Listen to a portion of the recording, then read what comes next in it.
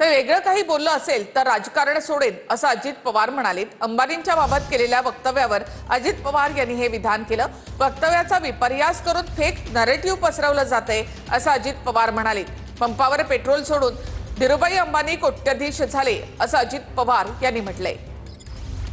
काही गोष्टी इतक्या फेक नरेटिव्ह सेट करायचा प्रयत्न चाललाय। मला इथं आता मीडियाचे वेगवेगळे माझे प्रतिनिधी आहेत। तुम्ही सगळ्यांनी अनेकांनी इथं बसणाऱ्यांनी माझं भाषण तिथं सतीशच्या जे कार्यालय सतीश तावरेंचं अजित सतीश ओम साई तिथं तुम्ही ऐकलेलं आहे। आणि एवढं मला आज एक दोन जणांचे फोन आले, म्हणले दादा काही चॅनलला काही तुमच्याबद्दल दाखवतात। म्हटलं काय झालं?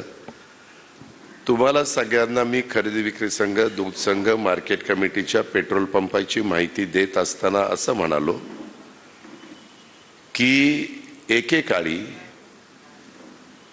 ह्या देशाची एक व्यक्ती म्हणजेच धीरूभाई अंबानी हे स्वतः पेट्रोल पंपावर पेट्रोल सोडण्याचं काम करत होते।